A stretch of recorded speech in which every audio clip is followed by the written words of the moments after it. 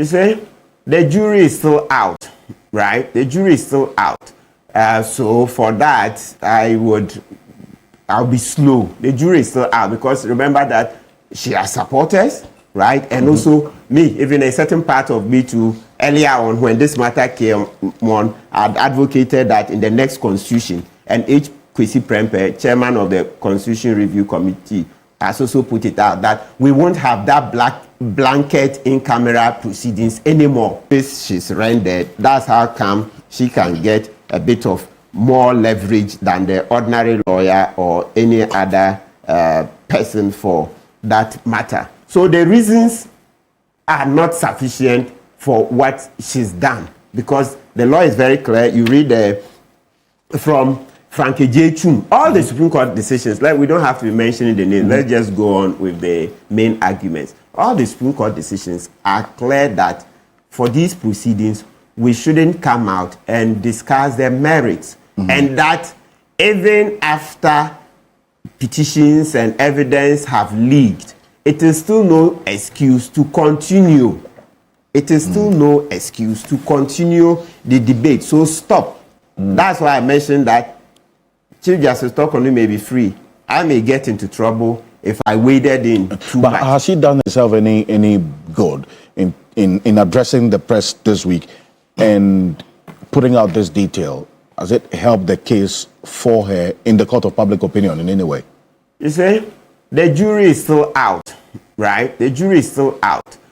So for that, I'll be slow. The jury is still out because remember that she has supporters, right? And also me, even a certain part of me too, earlier on when this matter came on, I'd advocated that in the next constitution, and Eeiish Prempe, chairman of the Constitution Review Committee, has also put it out that we won't have that blanket in-camera proceedings anymore. No, that's anachronistic. We've gone past that.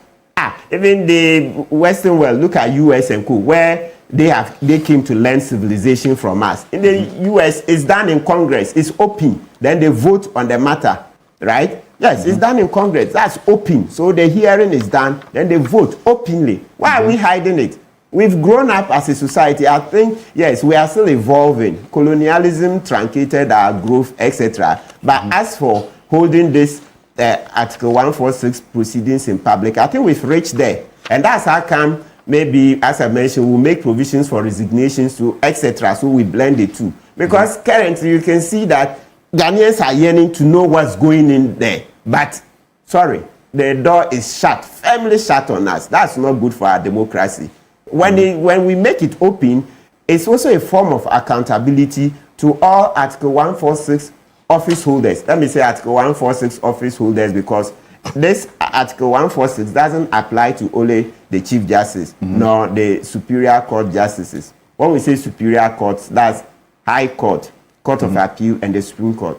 No, it doesn't apply to them alone, but also SHRAJ commissioners, NCCE, and then Electoral Commission. They are also then NMC, National Media Commission. All these people is the same thing. Article 146, if you want to remove them, you go through 146. Right. So because of that, I mean, you look at it, it will help in accountability. Let's say if we knew that, hey, once you are in a certain office, when you did anything wrong and they are going to do the hearing, it will be broadcast live. Generally, every day, in everything you did, you would be careful, knowing that, hey, this thing, if it comes out, they will discuss it publicly. So that in itself will put fear in the office holders to walk the straight and narrow. And you see, earlier on, Eduji mentioned the live beyond reproach, Caesar's wife's test. Yes, in the Justice Paul Derry versus Anas Tiger PI, etc. They mentioned it. The Supreme Court said, yes, Caesar's wife's test applies. Okay. So if you want to avoid trouble, it's good. So that all of us are held in check, right? So so the point is that the press conference is done is advocacy for us to amend the Constitution. Amend it, that's in future, but this current one, we are stuck. So remember when the topic first came, like one of the times we discussed it a few weeks ago, I had said, oh, we should go and do, Musa Dankwa should do a poll, etc. but the responses from citizenry on this program and panelists and everything was very clear that, listen, once this constitution says in camera, please go by it. I agree. So these arguments about make it open, that's in the future constitution. Please, to be clear, these arguments that make it open, etc., we are talking about the future constitution that Eeiish Prempeh and the rest are crafting. But as for the current proceedings, the law is clear. The law is the law, no matter what I see. It says that it should be in camera. And so we are following the rules on in camera proceedings. Right. I see. Let me bring Lady Jutamaklo on this matter, because the Chief Justice was quite clear. And we'll put that on the screen. The 4 reasons why the suspended Chief Justice did this press conference, as she put out herself. These were the 4 reasons. They said the removal process is historic with higher stakes, but then again, the position is that this process has been reduced to ordinary litigation between the petitioners and herself. The process itself is flawed, it violates the Constitution, and the manner in which it's being done breaks every rule on how justice is to be delivered. 2, the far-reaching implications of the process goes beyond her, and its effect reaches beyond her as an individual. And the alleged constitutional violations and illegalities of the proceedings, as she put out there, about her lawyer not being admitted before the committee because she didn't accompany him, and the family, and so on. And then the final one about the calls for resignation says it's not on the table, and the alleged threats on her life.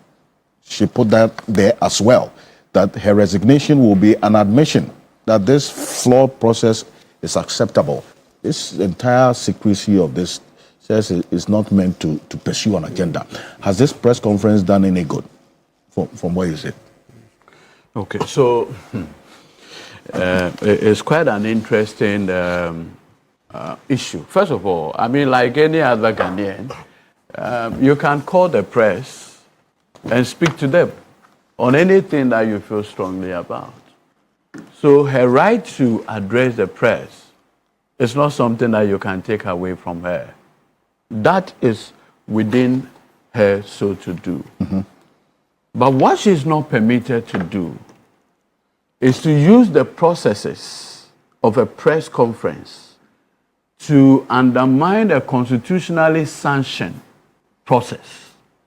I've always maintained that in the wisdom of the framers of the 1992 Constitution, and I say this with all humility, I am not in position to say I am wiser and more intelligent than the people who put the 1992 Constitution together. No, I say this with all humility.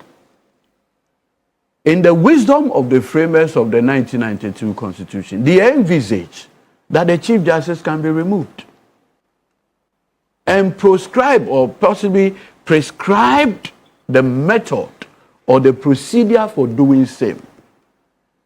Chief Justice Tokono is not the first person to have had that process triggered against him or her. Why? In 1995-96, the Ghana Bar Association, the Urban case. Yes. Yeah. But they use a different process, litigation, to achieve the very end of removal. And that is why if you look at the Ghana Bar Association Attorney General, the Urban case, His Lordship Justice Kpebu deprecated the conduct of the Ghana Bar Association. Because what the Ghana Bar Association then sought to do was to put the grounds for the removal in a writ.